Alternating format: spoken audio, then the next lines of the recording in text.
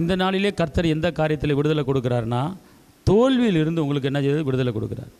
நீங்கள் தோல்வி என்பது ஒரு மனிதனுக்கு சகஜம். பார்த்துக்கொள்ளு, தோல்வி என்பது ஒரு மனிதனுக்கு சகஜம். ஒரு பிள்ளை படிக்கிற பிள்ளை ஃபெயில் ஆயிடுச்சுன்னா தோல்வி. ஒரு வேலை நம்பி போகிறீங்க, அந்த வேலை கிடைக்கலையா? தோல்வி. ஒரு தொழில் பண்ணுறீங்க, தொழில் பண்ண முடியலையா? தோல்வி. எத்தனை பேர் நமக்கு தெரிஞ்சு கடை ஆரம்பிக்கிறாங்க, ஹோட்டல் ஆரம்பிக்கிறாங்க, வியாபாரம் இல்லை, தோல்வி. பிஸ்னஸில் தோல்வி, எல்லாத்துலேயும் தோல்வி. ஆனால் அந்த தோல்விக்கு அப்புறம் நம்மளால் ஒன்றும் செய்ய முடியாது, நம்ம இனிமேல் எழும்ப முடியாதுங்கிற ஒரு முடிவு கட்டி அனைவர் என்ன செய்கிறாங்க, இருக்கிறாங்க. ஆனால் கர்த்தர் நம்முடைய தோல்விக்கு எல்லாத்துக்கும் முடிவு கட்டிட்டார். நம்முடைய தோல்விக்கு எல்லாத்துக்கும் முடிவு கட்டி, நம்முடைய வாழ்க்கையில் தோல்வி என்பதே கிடையாது. நம்முடைய வாழ்க்கையில் என்ன என்பது கிடையாது? தோல்வி என்பது கிடையாது. ஏன்னா வசனம் சொல்லி, கிறிஸ்துவுக்குள் எல்லாவற்றிலும் எல்லா இடங்களிலும் வெற்றி சிறக்க பண்ணுகிற தேவனுக்கு ஸ்தோத்திரம். அப்போது கர்த்தர் சொல்கிறாரு, நீ வெற்றியை சுதந்திரிக்கும்படி உனக்கு நான் வெற்றி வாங்கி கொடுத்துட்டேன். தோல்வியை நீ பார்க்கக்கூடாது, தோல்வியை சந்திக்கக்கூடாது, நீ வெற்றி வாழ்க்கை தான் வாழணும்னு சொல்லி நான் எல்லா காரியத்தையும் உனக்கு செஞ்சுருக்கிறேன் அப்படின்னு சொல்கிறாரு. கொலோசியர் 2:15. துரைத்தனங்களையும் அதிகாரங்களையும் உரிந்து கொண்டு வெளியரங்கமான கோலமாக்கி அவைகளின் மேல் சிலுவையிலே வெற்றி சிறந்தார். இப்போ இயேசு இங்கே பாருங்க, நம்ம எல்லாருமே தோல்வியில் இருந்தோம், எதுவுமே நம்மளுக்கு சக்சஸ் ஆகாது, தோல்வி இருந்தோம். ஆனால் கர்த்தர் இயேசப்பா பார்த்தாரு, நம்ம தோல்வியை அடையக்கூடாது என்பதற்காக அவர் சிலுவையில் என்ன செஞ்சுருக்கிறாரு? வெற்றி சிறந்திருக்கிறார். அப்போ நமக்கு வெற்றி அவர் எங்கேருந்து வாங்கி கொடுத்துருக்கிறாரு? அவர் சிலுவையில் வாங்கி கொடுத்துருக்கிறாரு, இரத்த சிந்தி வாங்கி கொடுத்துருக்கிறாரு, நிந்திக்கப்பட்டு அடிக்கப்பட்டு நொறுக்கப்பட்டு வாங்கி கொடுத்துருக்கிறாரு. அப்போ அந்த வெற்றி எனக்கு வருவதாக. அல்லேலூயா சொல்லுங்கள், எல்லாரும் சொல்லுங்கள். சிலுவையின் வெற்றி என்னுடையது.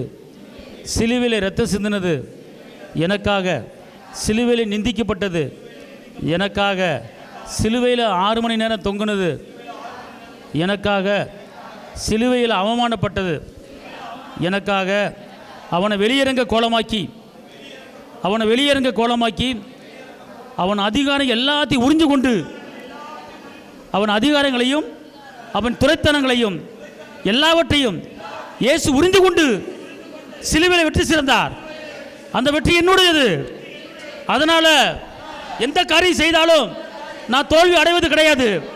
அவர் சிலுவையில் வாங்கி கொடுத்த வெற்றி எனக்கு இருக்கிறது. தோல்வியை வெற்றியாக மாற்றி அமைக்க என்னால் முடியும்.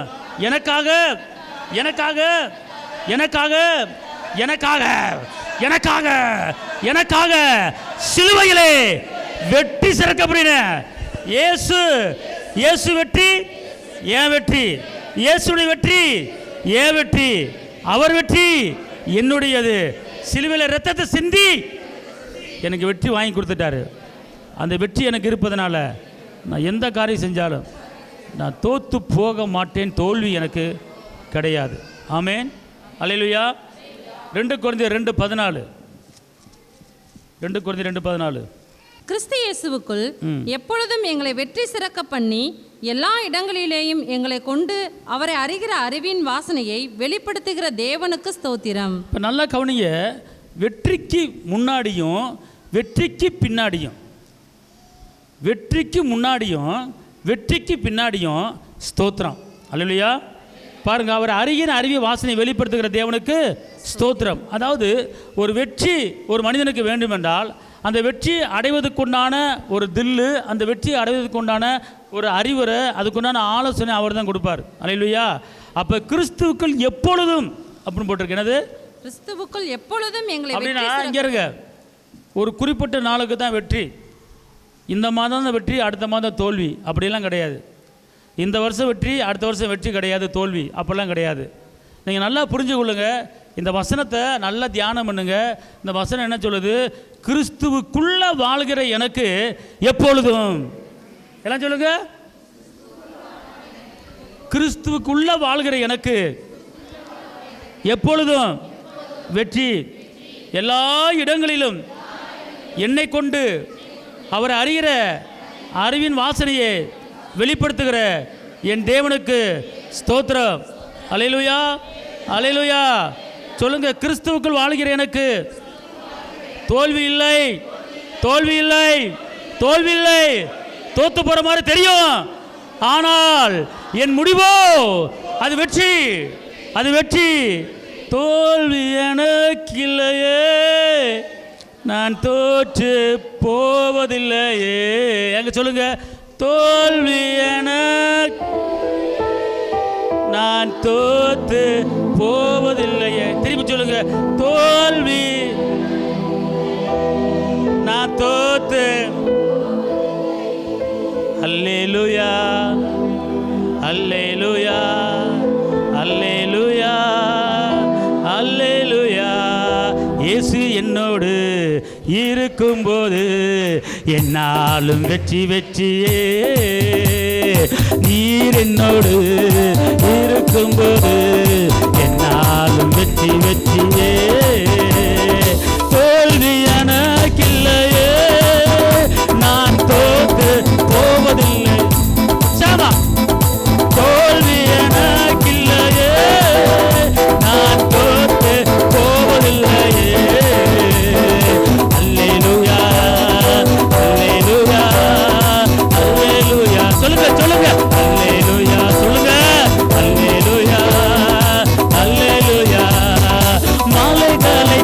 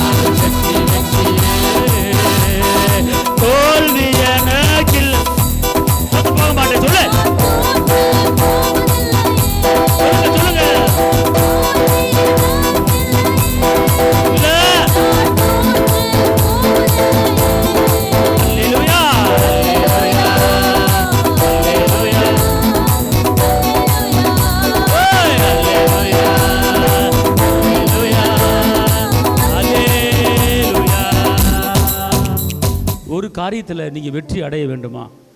அது வியாபாரமாக இருக்கலாம், தொழிலாக இருக்கலாம், படிப்பாக இருக்கலாம், எந்த காரியமாக இருந்தாலும் அந்த காரியத்தை வெற்றி அடைவதற்கு முன்னால் கிடைத்து விட்டதாக நினைத்து நீங்கள் ஸ்தோத்தரிக்கணும்.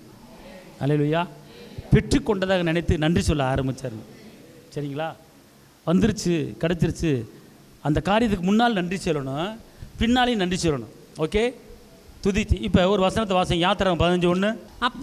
அப்பொழுது மோசேயும் இஸ்ரவேல் புத்திரரும் கர்த்தரை புகழ்ந்து பாடின பாட்டு. கர்த்தரை பாடுவேன், அவர் மகிமையாய் வெற்றி சிறந்தார், குதிரையையும் குதிரை வீரனையும் கடலிலே தள்ளினார். இப்போ ஒரு வெற்றி பாடல் பாடுறாங்க. யார் பாடுறா? மோசே அவங்க அக்கா மீரியம் என்ன செய்றாங்க? ஒரு வெற்றி பாடல் பாடுறாங்க. அல்லேலூயா. அந்த வெற்றி பாடல், அந்த துதியின் பாடல் எதுக்கு அப்படின்னு கேட்டால், அவர்கள் கண்ணு முன்னால் எய்த்து பட குதிரை அந்த வீரர்கள் எல்லாமே என்ன செஞ்சா கடலில் என்ன செய்கிறாரு? அமிழ்த்து போடுறாரு. அதை பார்த்துட்டு அந்த மரண பிடியிலிருந்து வெற்றி சிறக்கப்படுகிறவருக்கு வெற்றி பாடல்களை பாடுறாங்க. அல்லேலூயா சொல்லுங்க. நான் ஒன்று சொல்கிறேங்களுங்களேன், ஒரு காரியம் உங்களுக்கு நடந்துருச்சு, ஒரு சின்ன கடன் பிரச்சனை அடையணும்னு சொல்லி ஏசப்பாவுக்கு துதி சொத்தை தேரடுங்க. அடைஞ்ச பிற்பாடு அதுக்கு ஒரு துதி சொத்தை தேரடுங்க. ஏன்னா அது என்ன கடன் அப்படிங்கிறத அந்த கடனுக்காக நன்றி சொல்லுங்கள். அந்த கடனுக்கு ஏன்னா செங்கடலில் பிளந்து குதிரையும் குதிரை வரையும் உள்ள அமிழ்த்து போட்டவருக்கு ஸ்தோத்திரம். அப்படி தானே பாடுறாங்க. எப்படி பாடுறாங்க? ஏன்னா அப்பொழுது மோசேயும் இஸ்ரவேல் புத்திரரும் கர்த்தரை புகழ்ந்து பாட்டு. கர்த்தரை பாடுவேன், அவர் மகிமையாய் வெற்றி சிறந்தார், குதிரையையும் குதிரை வீரனையும் கடலிலே தள்ளினார். அல்லேலூயா, அல்லேலூயா. அப்போ இதுக்கப்புறம் ஒரு பாட்டு, என்ன பாட்டு? வெற்றி பாட்டு. இன்னொரு காரியத்தை 15:21 யாத்திராகமம் 15:21.